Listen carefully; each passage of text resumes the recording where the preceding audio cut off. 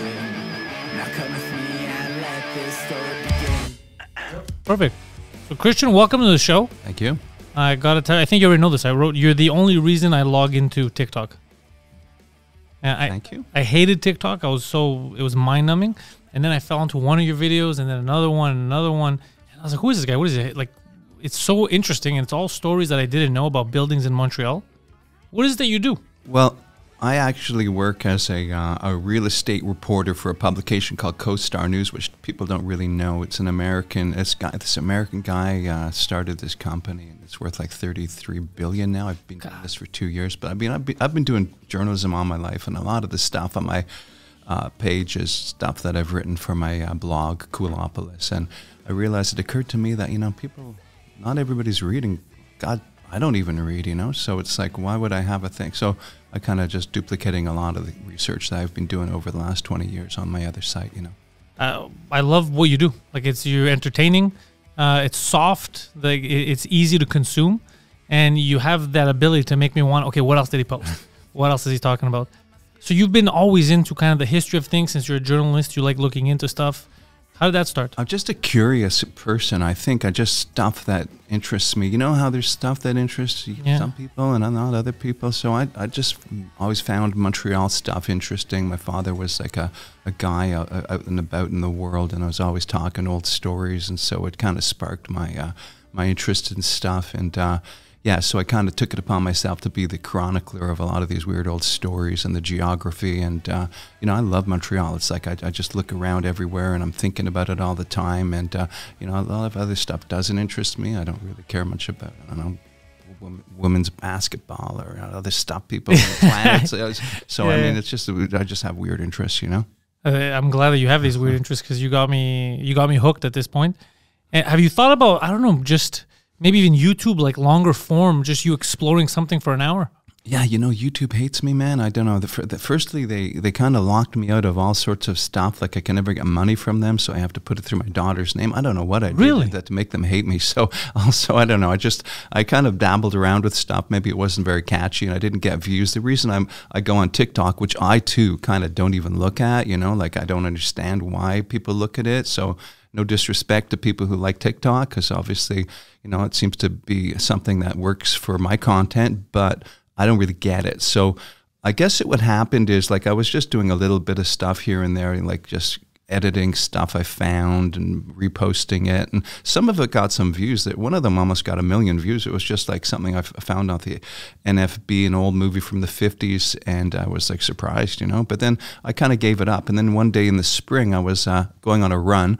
I was somewhere in the Villa Maria School. There's like this grounds where you could walk through. So I thought, hey, I'll do a little TikTok on that. And you couldn't see anything. You couldn't hear. It was the worst freaking it was just garbage what I did. And I posted it anyway.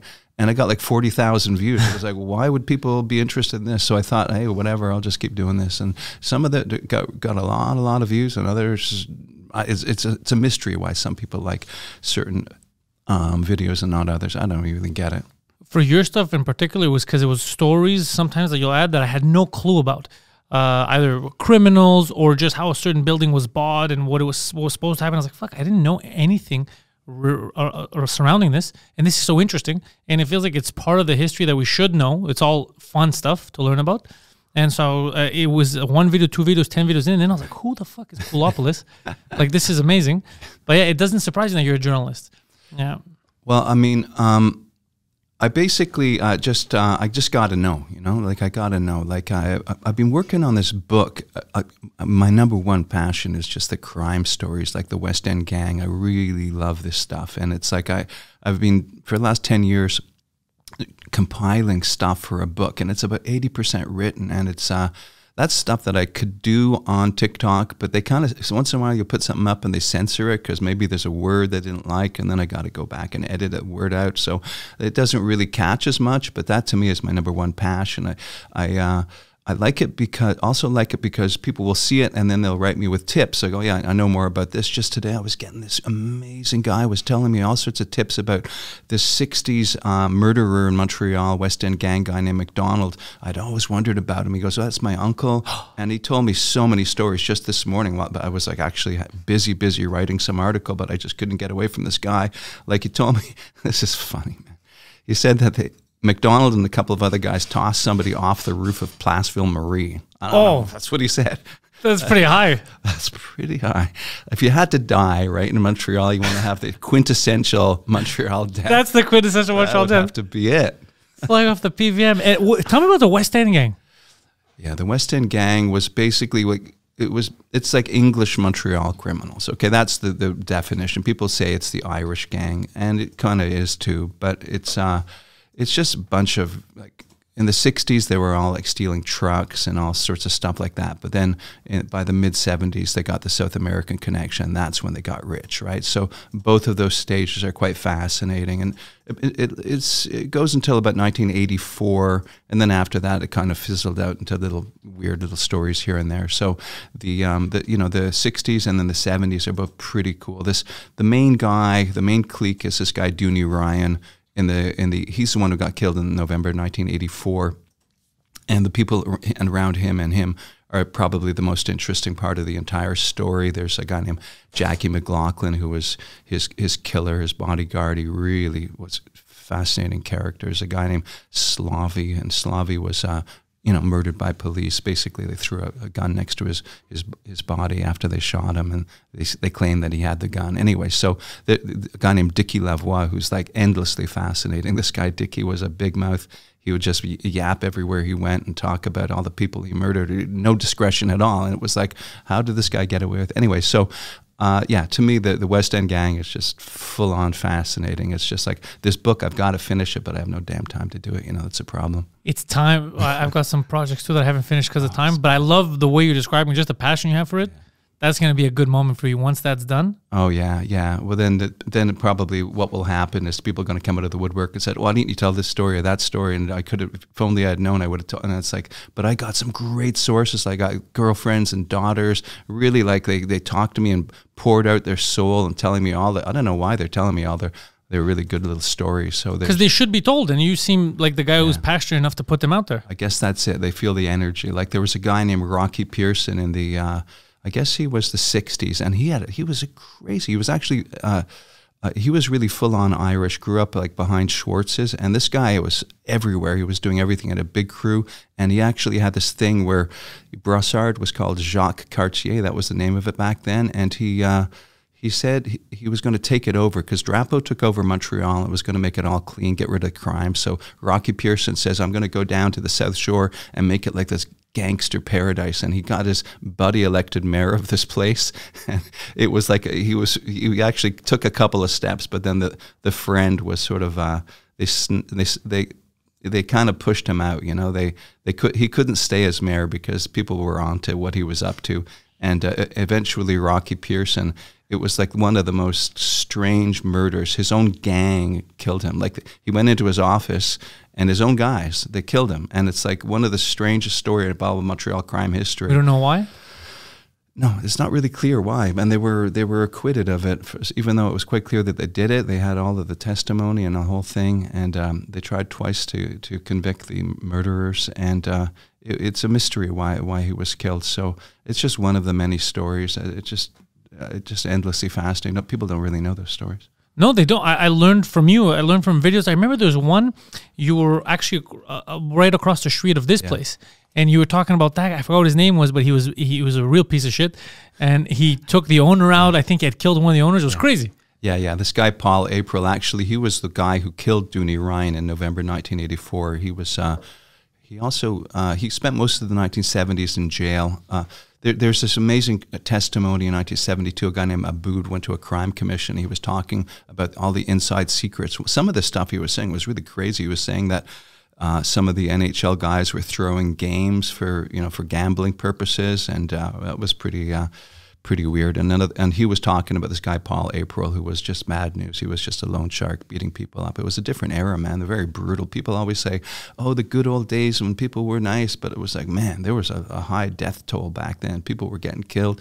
And, it's like, it's too bad that they got killed, but it's good for the stories, It's great for the stories. I'm glad that you're uncovering all this stuff. Because we don't talk about it enough. I know that we're a crime city, but I guess after like the recent Mafia stuff, we kind of buried it. You don't see it in the forefront as much as we used to, but I know that all these stories are out there. It's very hard to get anybody to talk about Mafia. It's like it's so much shrouded in mystery. So it's like that's a bit too elusive, like who killed who and why. Like why?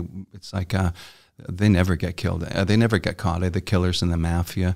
Whereas, the West End gang, they like to talk, It's just, they brag. I got some really good sources who just go on all day about stuff, man.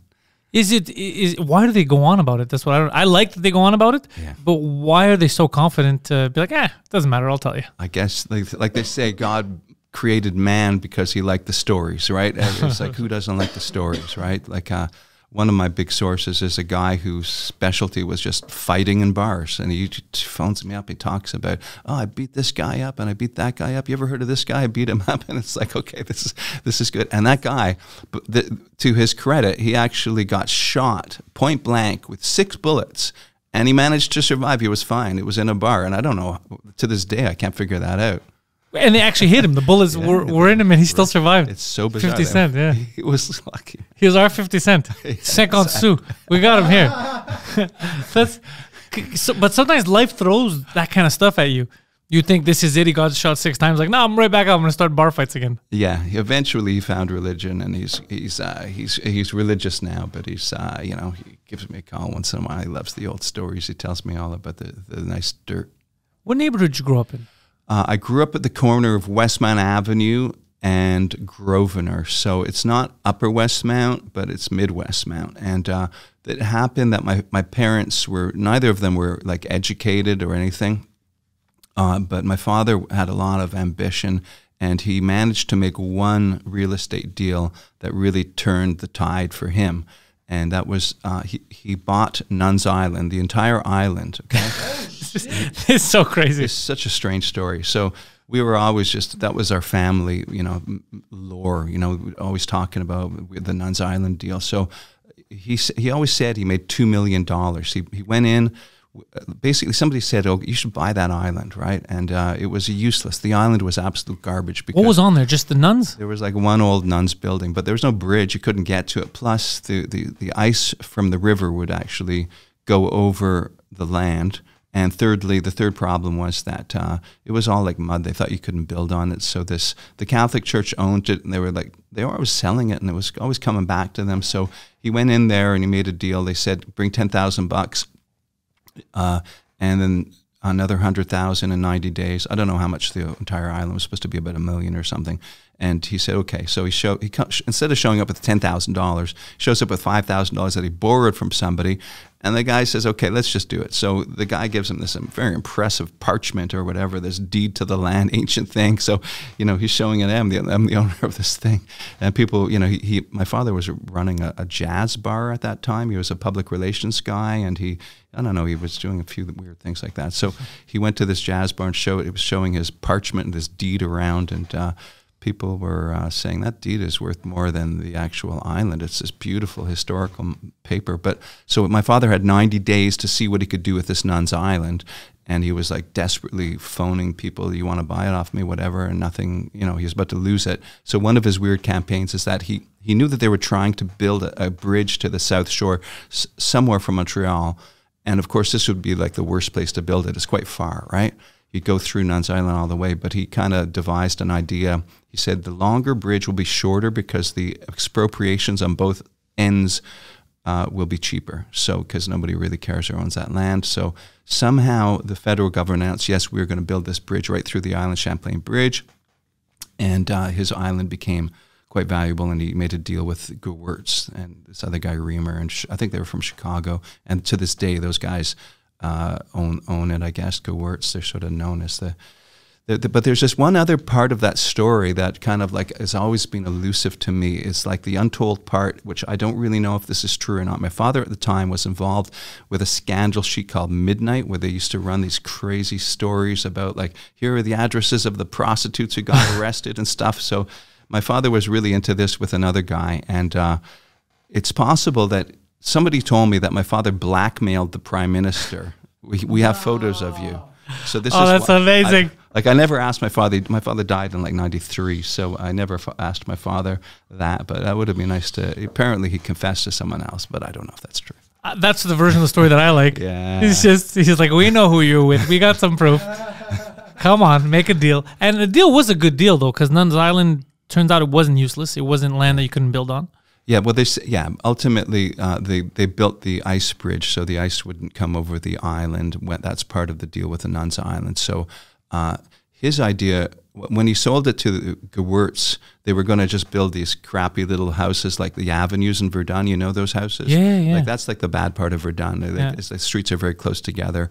But then because my father had some legal action against them for about 3 years, it was delayed. So during that time, they kind of reconceived of the idea, and then they built it more posh like it is now. So in a way, my father's hostile action towards them benefited them. But I mean, there was never bad feelings about the Gewurz between my family. Still talk to them and stuff.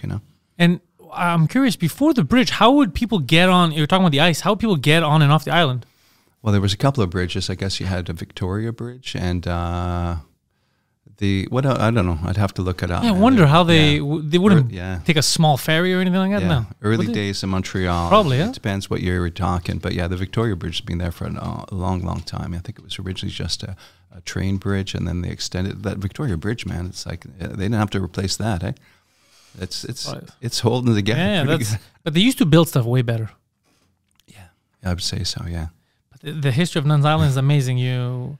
It's such a crazy thing to think about how deals used to be made where someone like your dad who just, because the balls it takes, just the guts to be like, you know what? Yeah. I think I could turn this around in 90 days. Let me try. Well, even up to 20 years ago, you could sort of go around and find deals, but now everything's on the internet and everybody's the highest bidder, and it's hard to really sneak in and get a good deal. Because, I bought a few properties and sold them over the years. And once in a while I got lucky, and it's like, whoa, this is ridiculously cheap. Like some of the properties I bought like 25 years ago, man, they were nothing. It's crazy, And then you could kind of see. Are you good at that? Like kind of gauging whether real estate's going to pop off.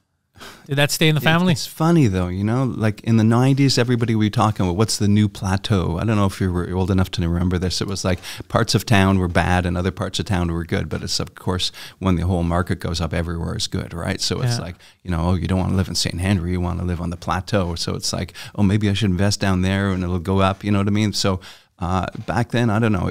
You didn't have to be very smart to... it was like people didn't do it, Like I remember I bought a duplex for $75,000 in NDG. I went to the bank and was dealing with a young guy. He says, "I'm waiting for the prices to go down. I'm waiting for the next referendum." Is that what he said? Yeah. Yeah, he was like, "Well, come on, it's already about as low as it's ever going." $75,000. It was ridiculous. Yeah. And growing up, what were you interested in when you were young? Like, did you know? Okay, I want to be a journalist, or what were you into when you were young? Yeah, I wanted to be a hockey player. Who doesn't want to be a hockey player? Is there anybody in Montreal, young guy, who didn't want to be in the NHL? Did you play ice hockey?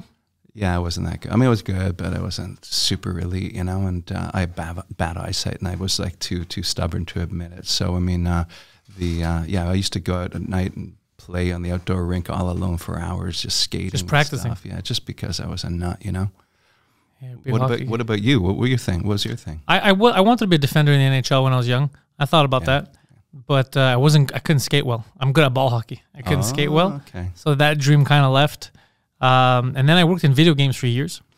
I was a development coordinator. I worked at Electronic Arts. Yeah. And then I kind of shifted around 2017, 2018. I started podcasting in 2010. Okay. And it was right before podcasts started to blow up, so people didn't understand what I was doing.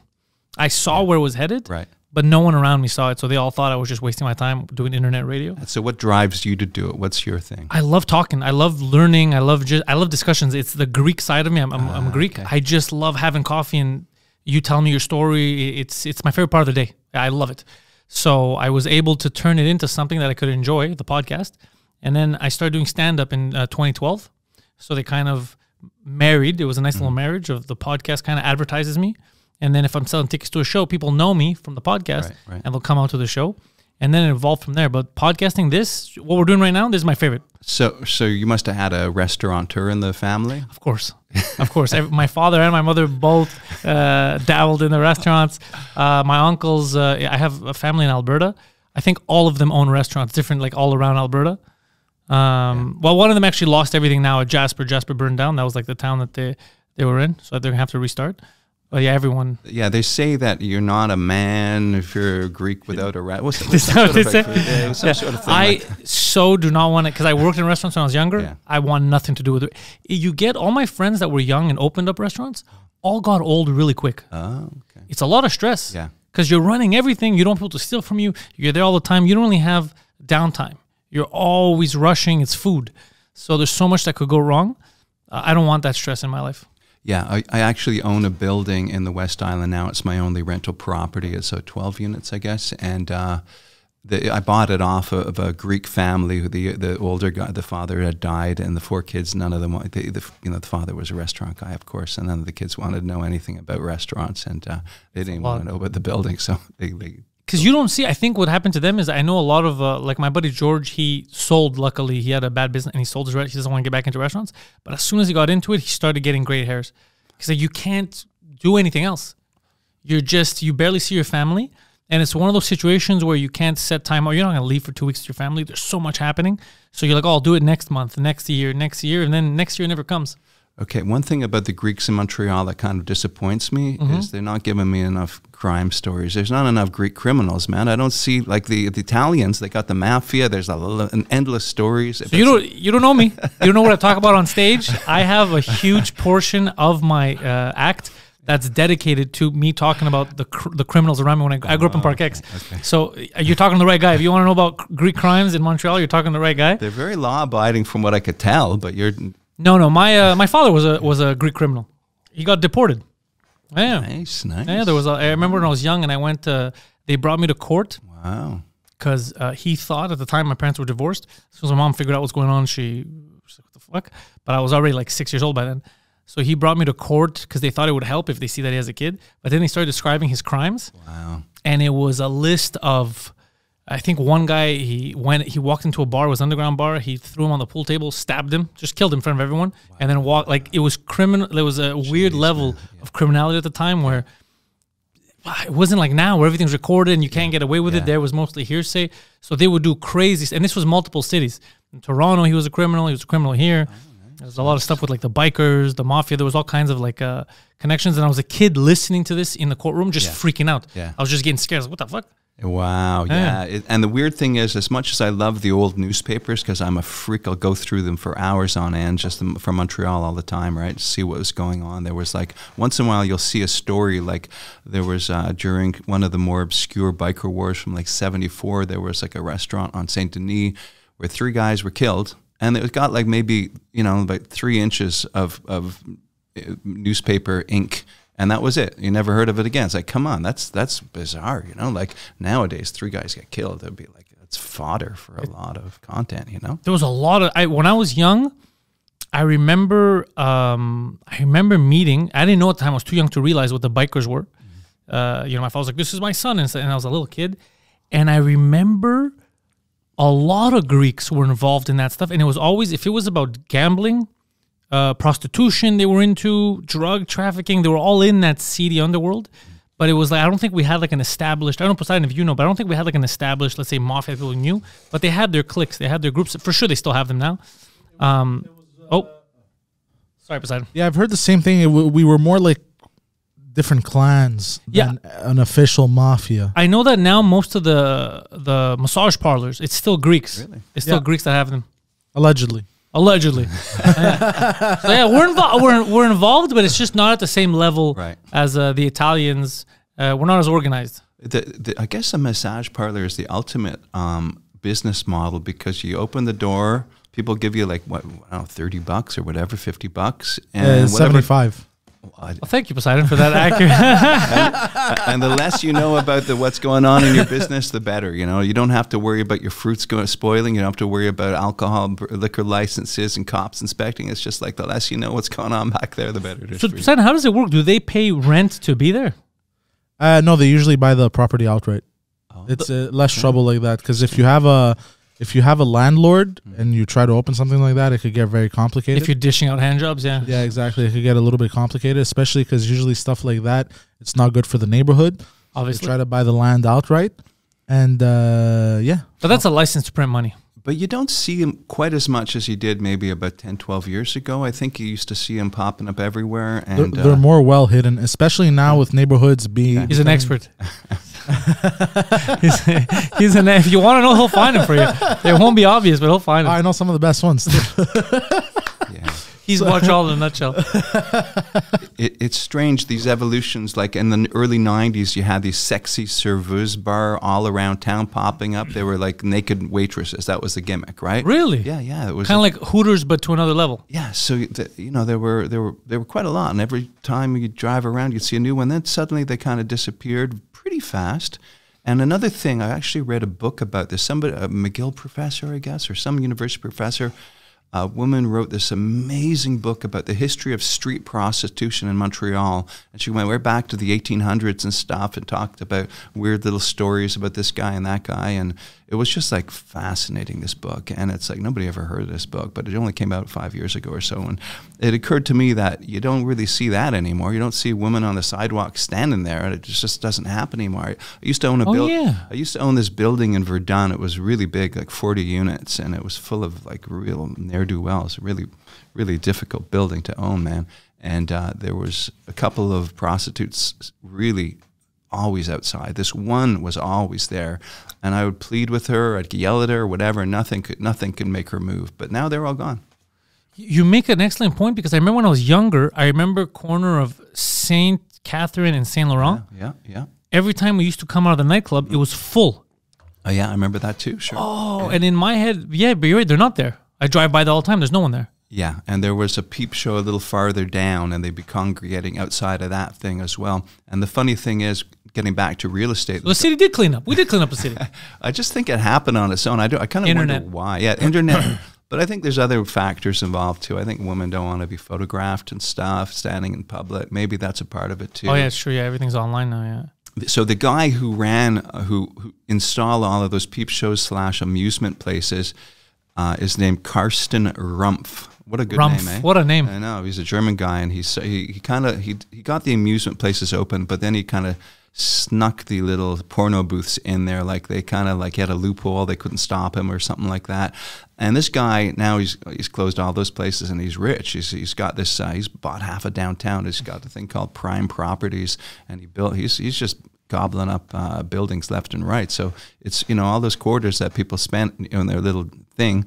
He put him in the piggy bank, and put him to good use. He put him to good use. Damn. Yeah, you got Rumpf now. That's why there's so many condos downtown. Yeah, it's all him. Yeah, he definitely owns like the one on the corner of I think Mackay and de Maisonneuve. It's really like a tall tower. That's his own thing, some sort of weird little hotel, the southwest corner. So yeah, the thing that bugs me though is like there's certain people who won't talk to journalists ever under any circumstances. And yeah, they're on the other side of the fence for me, because I'm a journalist. I pick up the phone. I phone everybody all the time. And if somebody will never talk to you, it's like they're not really your friend, are they? Yeah. Kind of like you don't want to. You don't feel like a good feeling about them. So to me, I think people should talk to people. I like it. I love it. Yeah. That's my thing. I love this kind of dialogue. This community. You learn so much. Mm-hmm. Like even now with you, I'm telling you, your videos for me are such a source of like I really really enjoy them. And it's because of shit like that. Like you'll say stuff that'll make me think. I'm like, how come I didn't know that? I know Montreal. I had no idea this was going on. I didn't know about this building, this.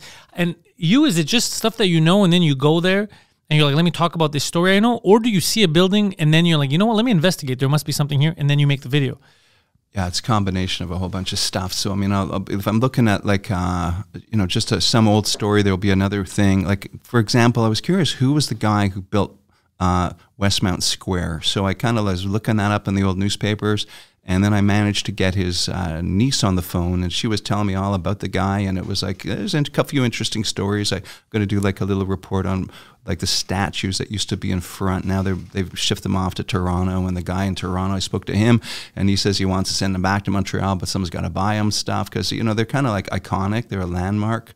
And just yesterday, I did a quick one about the same guy bought a property at the corner of Sherbrooke and Green, and they wouldn't let him build the building he wanted. So supposedly he threatened to build the ugliest building he could build, right? Anyway, so that's what's there now. Yeah, I don't know if it's, you know, that's a bit of a legendary thing. Who knows if it's really, really true, but it's there anyway, the building.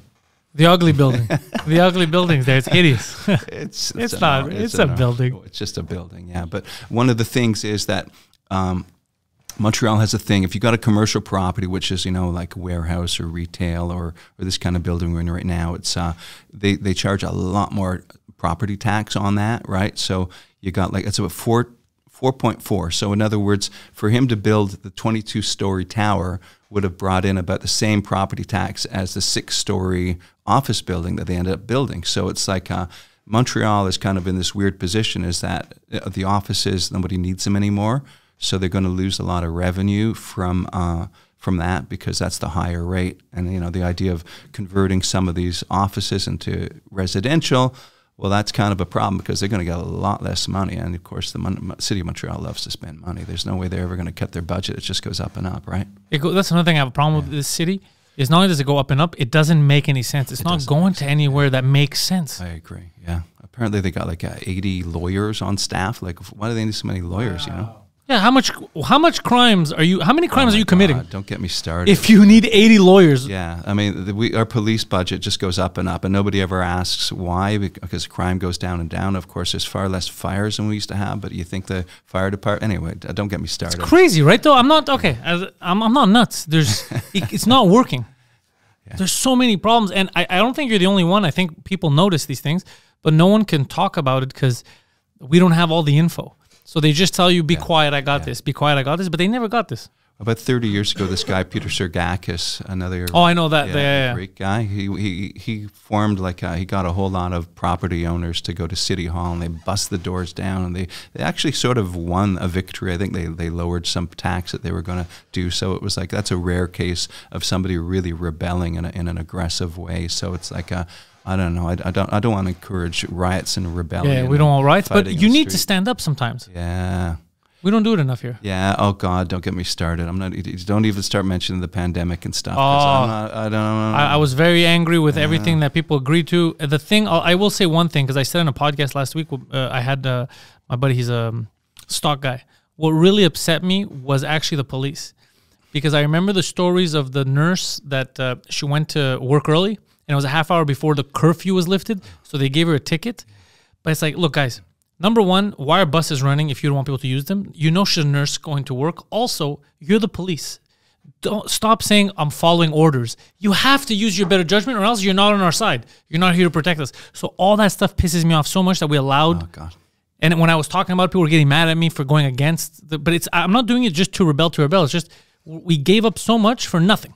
Absolutely crazy. I think it's like the darkest period of Quebec history, to be quite honest. It's just, if you look at the statistics on the number of tickets they gave out, I was sort of thinking, well, maybe they really weren't giving out those tickets, but they were really giving them out. They were giving them out. You know, then police have like a monopoly on violence. Like they can beat you up, but you're not allowed to beat them up. Exactly. Right? Yeah. It's like, so they really gotta like be fair. They can't just sort of be out of control like this. And it's to me, it delegitimizes the police, who I otherwise support. You know. That's how I felt too, and I even said, I go, this is your moment. This is the moment where the police can get up, let's say the commissioner, and be like, listen, we understand the decree came down. We're not doing this. We're not going to be aggressive towards our citizens because they're the ones we're supposed to protect. But nothing. They were just like, yes, what do you want us to do to these people? We're going to do it. And it bothered me so much. It really bugged me. It was a good 6 months of not being allowed out after 8 p.m. or something. It wasn't just a few days. It wasn't just a few days. It was months. And then they would bring it back when it didn't make any sense. Yeah. It wasn't scientifically backed at all. Okay. Then we were watching the provinces next to us, the cities to the south of us, living relatively normally while we were, and then we found out our politicians, while they were saying you can't go visit your family, they were having their parties, and it was just disgusting. It was a disgusting period. And the Liberal Party of Quebec, who usually sort of like, will kind of help out sometimes. They used to be a smart party. Oh my God, she wanted even more harsh restrictions. Yeah. Oh my God, when I saw that, I almost pulled my hair out. It was nasty, man. I just wish I could close my eye and erase. Forget that, it. Yeah, it was rough for all of us. Oh my God, yeah. And that's it. Now this conversation got depressing. You see, because we think about it, guys like me and you, we get upset about that. Yeah. Well, okay, so now you grew up around Westmount, Mid-Westmount. Where'd you go to school?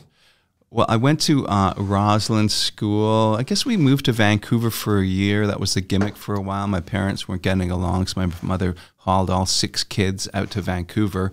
And for 1 year? Yeah, I found it boring. I didn't like it. How old were you when you were in Vancouver? I was only about 8 years old. So then I guess my father didn't stop sending money, so she came back. And, and we moved back into the same house, and it was...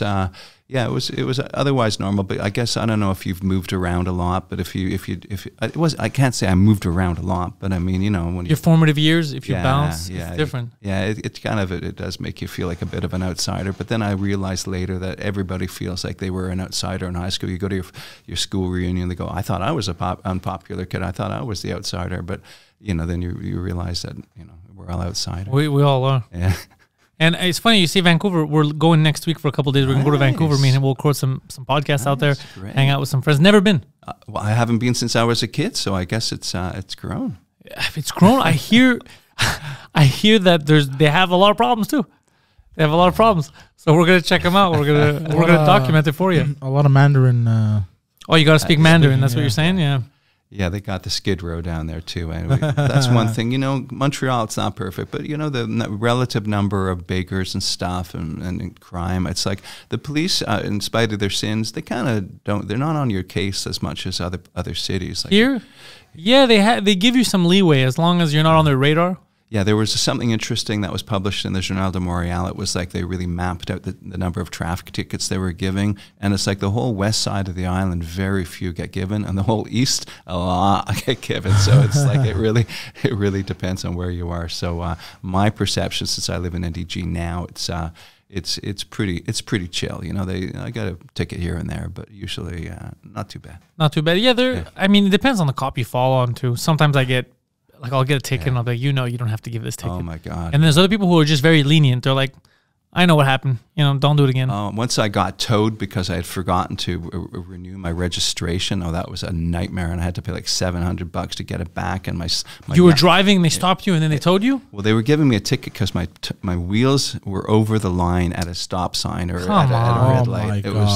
And then he feasted on me when he saw that my registration. It was a couple of weeks out of date, and man, it was kind of humiliating. And my little boy was in the back, and I had to walk home or whatever. It was like, oh my God, I'm so stupid. I didn't pay this thing, and I had to pay hundreds of dollars just to get my car back. It was like, oh man. But it's moments like that where you think your son's in the back. Yeah. It's a few weeks. You realize people forget. I know. Let him off with a warning. Just pay your thing. That's why I would do it in that situation. Well, yeah. If you're a pretty girl, the guy will say, "Okay, just go back and park." And Yeah, I have a friend who she said that happens to her. That she gets treated a little bit nicer than I do. It's discretionary, man, and that's just it. So if there's fines that are too expensive, like the cops will think, oh, I don't want to give this ticket. Like if you park in a handicap zone, I think it's like what $400 or something, eh? It's like it's not cheap. It's like that's suddenly you can't send your kid to summer camp or something. Yeah. And I like to think that maybe the police are a little bit lenient. They kind of think I don't want to murder the guy with a ticket that expensive. So that's it's not really effective to just raise the amount of fines. It doesn't make sense to do that. Do we have, from what you know? Because since you're studying in the history of crime in Montreal, have you seen an evolution because I know that crime was part of even the political system here for a while. Has it disappeared, disconnected, or we just don't see it as much? It's funny. You don't really know, right? Okay, the old system was fairly liberal if you were trying to build a building or something. I did one really good one about the history of the Marché Central Mall. And that was, I kind of stumbled over some of the research. I just repeated it. And it was fascinating because they actually, they really looked into how this mall was built. And basically these guys were swindling these nuns who sold them the land, and they were just taking advantage of these nuns. And the guy who built it said that basically he bribed everybody, the people who were renting from him, the city officials, everybody from top to bottom, he bribed them all, So now we're in a period where they kind of crack down on that, and it's harder to do. Maybe it still happens. I don't really know. I don't approve of it. But on the other hand, this also coincides with a time that nothing's getting built, like the municipalities, there's no grease on the wheels. So they're like, we don't want to give up those permits. It's too much work. There's no, internal motivation, no intrinsic motivation, like they say. So it's like the bribes are like extrinsic motivation. Like if you say to your kid, I'll give you $50 for every A you get in school. You're gonna work harder. That's called extrinsic motivation. It kind of doesn't really work. It's got to be inside of them. So it's like the cities, ideally, like Montreal doesn't seem to have this as much as other places. Maybe Ontario's a bit better. We don't. The city officials don't really have that intrinsic motivation. Like, okay, go build something. It's going to be great. It's good for you, good for everybody. So that's why it's sort of this problematic thing. Is that yes, there was bribery when they built that super hospital. There's all sorts of corruption, but it got built, right? It got built, and it's there. It's beautiful. It's a success. And unfortunately, there was some crooked stuff going on. But is that at least the end result is good? And maybe it's the price of doing business. I don't endorse it. I would never take a bribe myself. But it's kind of like hard to really be that much against it when you see it was getting results. I'm with you there. If there's no violence involved, I don't mind. Grease the wheels, get it done for everyone else. I went because of you. I went to visit the Royal Mount, the new mall. Yeah, I was underwhelmed. Yeah, it's not fully. It just feels like a mall. Yeah. Like I was like, all right, I was expecting something more. It's more expensive stores in a city where most people have trouble making money. I don't think we need those many luxury stores. It's nice to see, but I was like, I don't know if this is what we needed. Yeah, well, right now it's a bad time for luxury stores. It's kind of bad in the cycle, and of course the mall isn't actually completed yet, so about half of it's empty, right? Yeah. But I did the thing because I thought, well, like I want people to know me. I want to talk to the owner of the place, right? This guy Andrew Lutfi, and I had tried many, many times to reach him on the phone and stuff, and it never got through. And is it because he's busy or he doesn't want to talk to you? Just probably gets a lot of calls, who knows? But after I did the video, it's like suddenly he's texting me. It's like he's like my fan, and he's like he likes me, and it's like he's writing me and he's communicating. It's like this is exactly what I wanted. So I was very happy about that. I have no idea why people are so fascinated by the Royal Mount Mall, man. It looks nice. There's so much potential. I actually wanted, but I didn't know anyone that was involved in it. The thing that I knew they were missing that I wanted to get my friends like in comedy, I thought a nice cabaret style. A nice trendy place. You can have stand-up in there. You can have dinner. You can have maybe dance shows. I thought that it would be the perfect place for it, but I didn't have any connections, anyone to talk to there. I wanted to invest in that. Oh, that would have been cool. Because it's right in the middle of the city. You have parking. We could bring in big-name comedians. We could So, he says it's going to be like multi-phases. He's got a whole other thing planned and another thing planned, but it's like...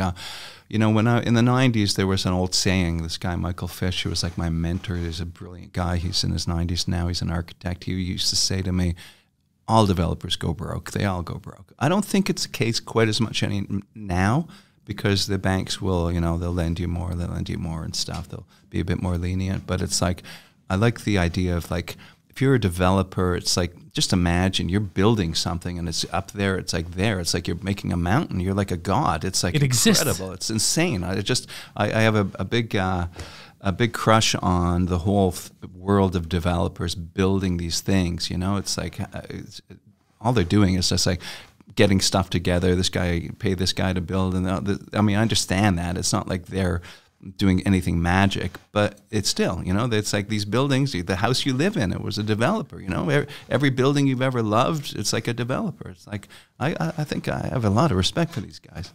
Yeah, well, I have a lot of respect for them too.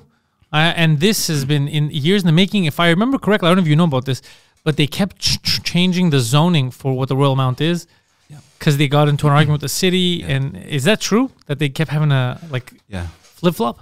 Well, basically, for some reason, this is in the town of Mount Royal, which makes no sense when you look at a map, because TMR, we know, it's sort of like on the north side of Highway 40, I guess, and then this was over there. So if you look at a map, it's like TMR is like these two rectangles.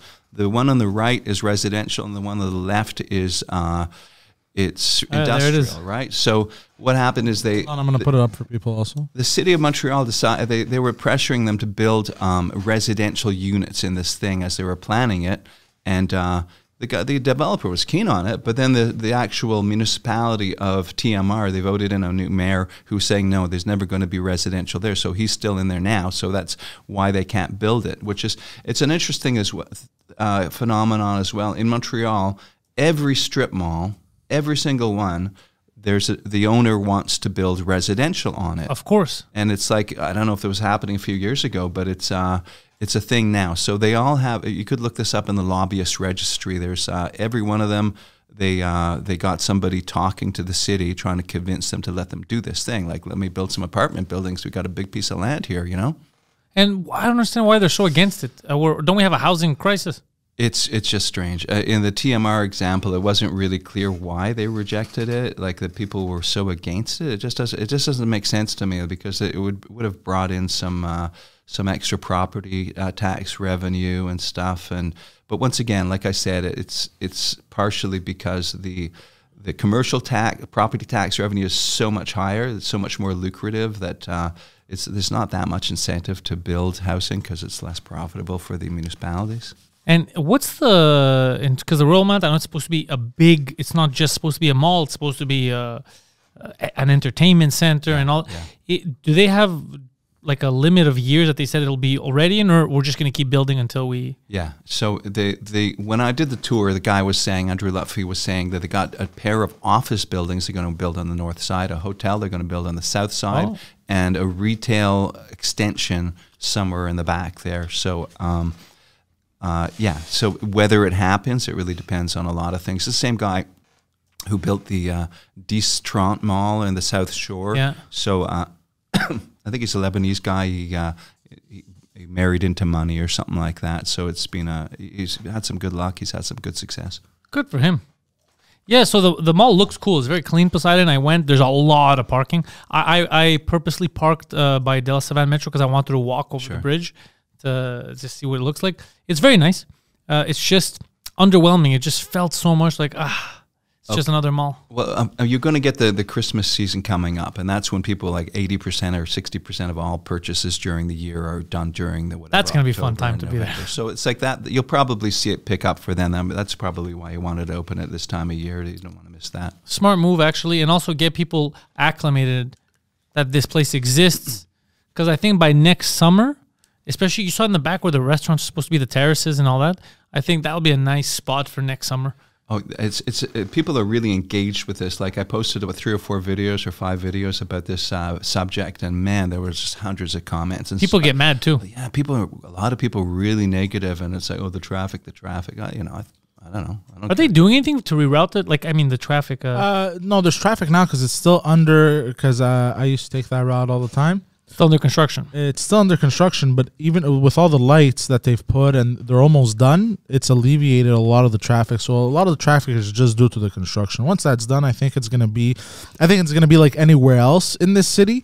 There's gonna be traffic, but not as bad as it is right now while everything is being constructed. Right. You can't really build a city worried about traffic. Like, downtown Manhattan, they said, we can't build the World Trade Center or the Statue of the Empire State Building because the buggies are going to get all jammed up. It's like you can't start thinking like that. It's like there's only the 2 states. You either go forward or backwards, right? Yeah. You got dilapidation, or you got the opposite, which is just sprucing stuff up. So it's like you got to move forward. You can't sort of say, let's not do this. You got to make it happen. And we were stagnant as a city for a while. We hadn't really done anything. We just keep throwing money to keep the Olympic Stadium at whatever. I don't know what to do with the Olympic Stadium because they don't want to tear it down. Yeah. Because they go, it's going to look like a failure. Yeah. But if we're spending billions every year to not use it, isn't that a failure also? Well, this whole thing about it costing $2 billion to demolish is like can't be real. It doesn't make sense. There's nobody. You talk to anybody involved in demolition, they say that it's because they're worried about the dust going far and wide. Oh it's my like God. There's all these things, and they say it's over the metro or something like that. So therefore, it makes it trickier. Anyway, I don't know that. I don't really fully understand why they claim that. But, to me, I used to wish that the Expos would come back. I was like, every fiber of my being was hoping that would happen. And now it's just sort of like I woke up one day and I just didn't care anymore, you know. So, you accepted it wasn't going to happen. I mean, I didn't really hate them playing there that much. I guess it's not perfect, but I'd rather have them there than nowhere. I think they put like this kind of like roller coaster on it now.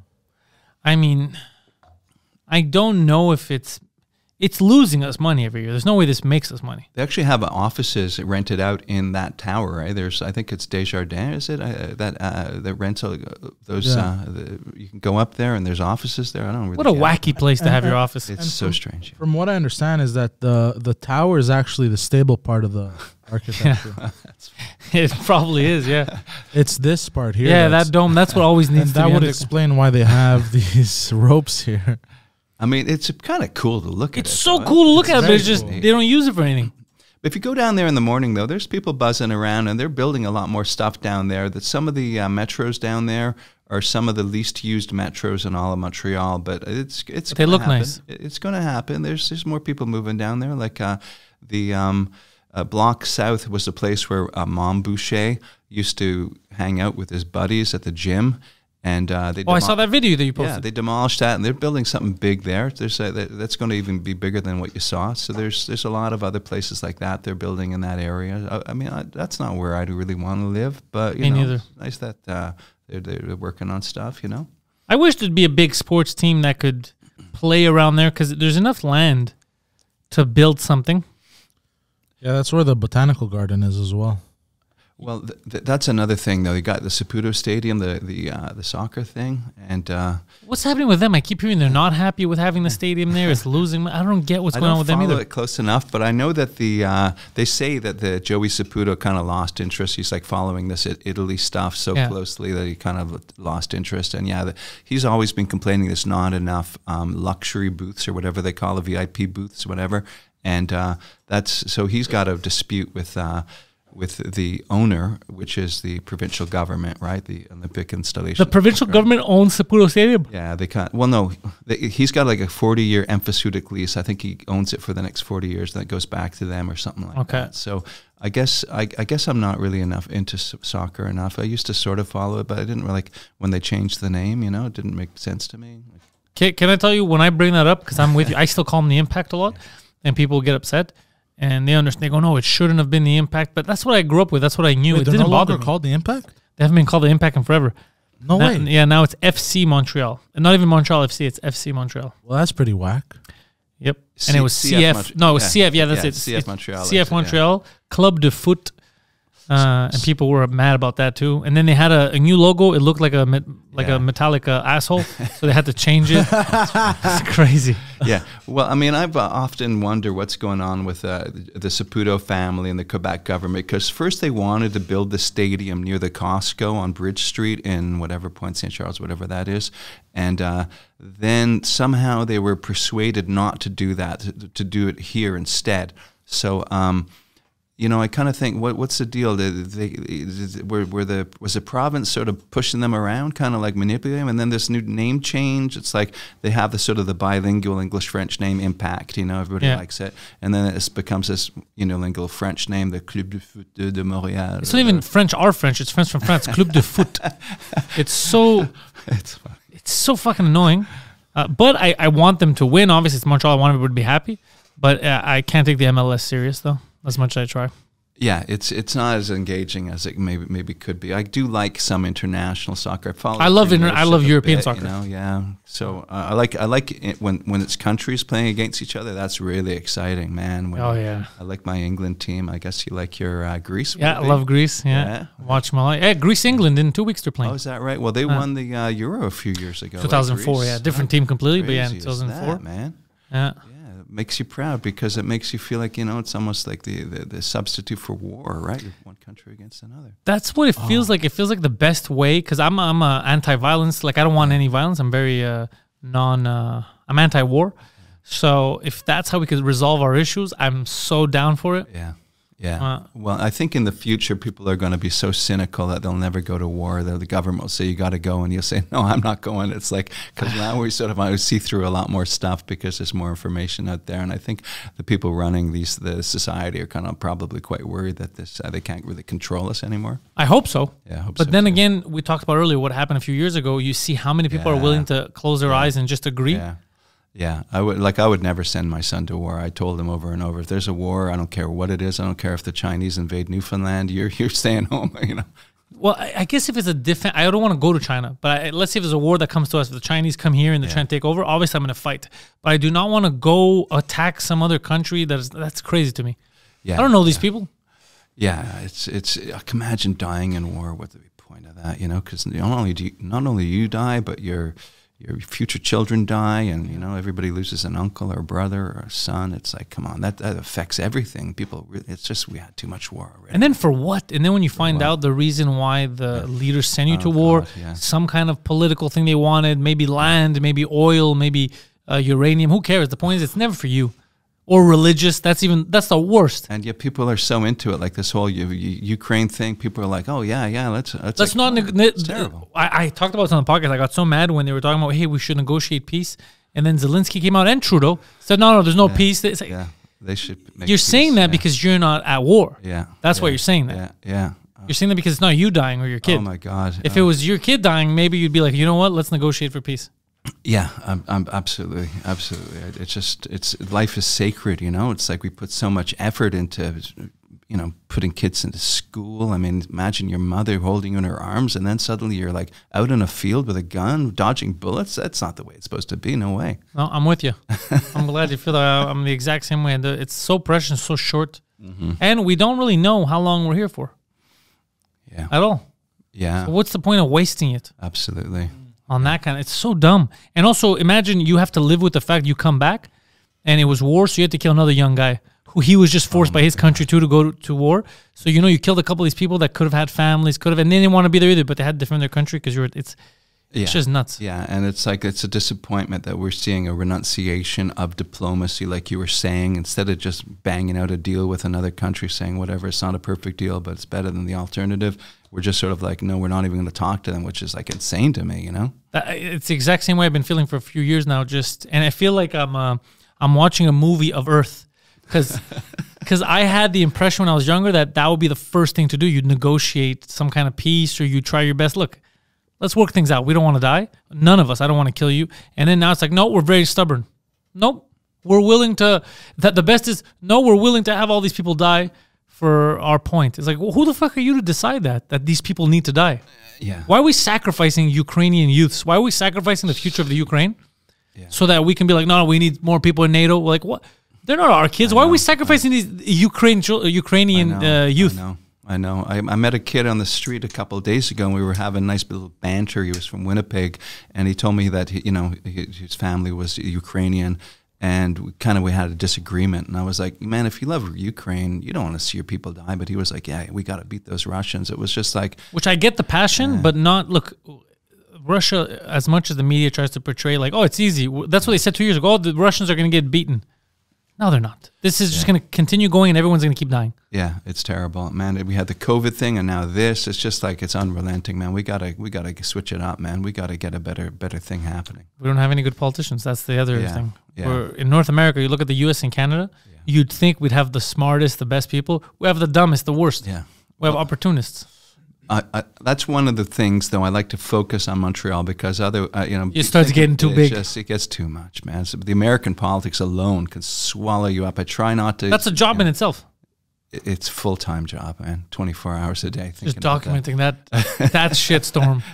What about the book? Can I light a fire under your ass? Can I put pressure on you to put a deadline on when you want to at least finish writing? Well, the job I have now, putting out these articles, I quite love it, man. Like yesterday, I wrote one about this mall in the United States, this town called Champlain, New York. In 1993. This guy, Robert Miller, I don't know if you ever heard of him. He was Future Electronics. He's a billionaire. He's actually facing charges of sexual nature And this guy is like a weird character. He's about to die. He's really old. But anyway, in the 90s, his wife decided, I'm going to take some of my husband's billions and build this freaking mall. So she went down there because everybody was cross-border shopping at the time. So she went and built this mall, and it totally flopped. Within 7 years, the whole thing closed. You know, nobody wanted to go cross-border shopping, and just doing the story was like so much fun. It was like I was talking to the official and trying to piece it together, putting a little funny story here and there about how the Expos had a pitcher named Bryn Smith who he said that he had to go to Plattsburgh just to get the Doritos that he liked, you know. That was the thing at the time. It was like that kind of weird story. I freaking loved that stuff. So in other words, I'm telling you this because my day is so full writing these stories, and then I actually own my building, which is another, you know, it's like running a business in a way, right? No, it doesn't take that much time. But so, I mean, sitting down in front of another thing at night to edit all these other stories, and man, it's just hard, you know. Do they, when you're writing this stuff, do they tell you, hey, can you look into this and write it? Or do you investigate yourself like, I want to write about this? Yeah, you got to really come up with your own stuff. Okay. Because where I work, it's like they're all in the States and they don't know the first thing about Quebec or Canada. So I got a guy in Toronto, me and him go back and forth a lot, and he's really smart. So it's like you know, it's you have to be a maniac. You know, you have to really be in people's faces, phoning up, looking around, because they want like 8 or 9 stories a week, right? So bang, you got to be putting out those stories for this company, and I love it, man. I love the pressure. Before that, I was working at CTV Montreal, the TV station, and they said to me, look, we got to have a website that's going to make money, right? Because the TV news is kind of not doing so great anymore. So maybe this is the path to doing good things. So they actually recruited me to come in and make it exciting. So we were like, I became obsessed, man. That CTV Montreal website, I was like, God, I got a story. I'll put up the story. So we take the reports that they did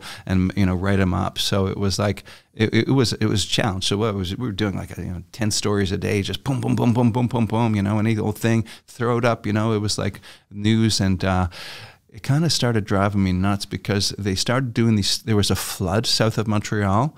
And every single day, that was going to be the top story for about 3 weeks or something, because it looks cool to have the reporter and the waiters in the water up to his knees. So I got to write a thing about the flood. It's okay, somebody's carpet got wet. Like, okay, what's the story about the flood today? I didn't write it. Floods are exciting.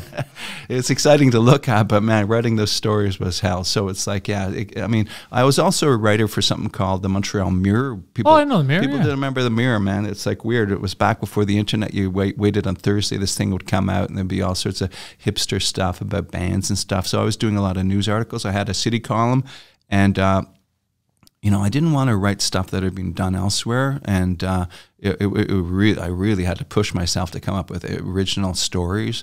So, that was a grind, man, and it was, I was a bit of a celebrity, or whatever. People knew me from back then. You'd go around, oh, you're that guy, and now nobody remembers anything about the Mirror or what the hell that was, or me or anything. So it all changed. It's so bizarre. The landscape totally revolutionized. And I think also even the internet stuff, like the cult MTL and the MTL blog and all that, even that kind of was pushed aside for a while too. Yeah, it's the beauty of it is you just go out there and create content, which is like, I don't know why people like some stuff and not other stuff. Like I'd put these little wacky little things out on my TikTok, and I don't really get why people find them interesting. But they're so interesting. That's why they're so. It's nice little bits and pieces. Plus, it's the way you convey the information that makes it interesting. Yeah, you take your time. You talk. You have a nice way of speaking, and it's just okay. I'm engaged. I'm in there. I don't feel rushed. Yeah, sometimes I have to 3 or 4 times because I'm just like screw up the name or something like that. I come home and I thought, oh, totally got this all wrong. What the hell's wrong with me? So, but other times it comes out smooth, and it's like, I grew up in a family we had 6 kids, so you had you're sitting around. There's always like 6 people, 8 people there, and it was like you didn't get a chance to hear your own voice. So, someone would talk over you the second you started talking. So it's like to be in a thing that you can just talk and nobody's interrupting you. It's like, wow, this is fun. Well, this is nice. This is how it should be. Oh, well. Well, Kristian, I got to tell you, thank you for coming onto the show. It was a great time, a great conversation. I want to see you again. I want to bring you back in the future, especially if the book gets done, so we could talk about it, promote that. Very happy to have met you. And hopefully people that didn't know who you were will follow you on TikTok, because honestly, it's the best videos on TikTok. Yeah, I think my handle is Coolopolis, Montreal, or something like that. I don't know how you find me, but hopefully you'll. Well, the easiest way is every description. If you're listening on Spotify or on Apple or even on YouTube, I've put the links in. So just click on the link. Okay. Makes it so much easier. All right, Kristian, thank you so much. Thank you for having me. We've built this prison cell 'cause we can't trust ourselves. Critically ashamed and all